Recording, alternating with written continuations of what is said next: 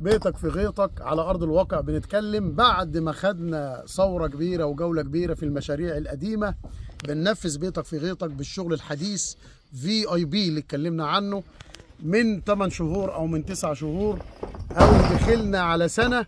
الابار الاعماق 750 متر، الطاقه الشمسيه 150 كيلو بدلا من 70 او 60، البير الاعماق 750 متر بدلا من البير 300. بيتك في غيطك حلم كل حد بيفكر يبقى بيته على دماغ الارض.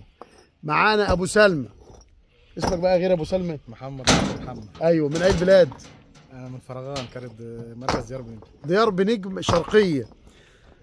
احكي لنا بقى حكايتك، اشتركت امتى؟ لا انا اشتركت وانا بره البلد بصراحه، لان انا كنت واثق من الحاج اسامه ثقه عمياء.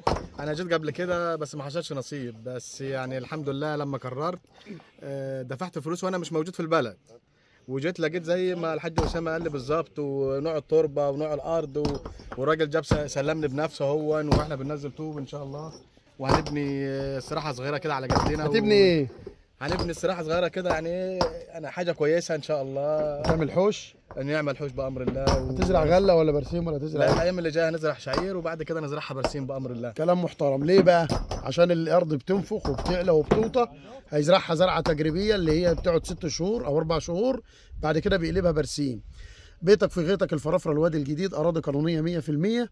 تستلم الارض هتتقنن باسمك مباشر، وهتتعامل مع الدوله مباشر. بنعمل لك ورق فرز وتجنيب وتقنين اوضاع، وده معمول بيه هنا في الفرافره الوادي الجديد. لو انت عايز تحجز 5 فدادين 10 فدادين 20 فدان اكتر اقل على الابار الاعماق، تبني على دماغ الارض زي ما انت شايف.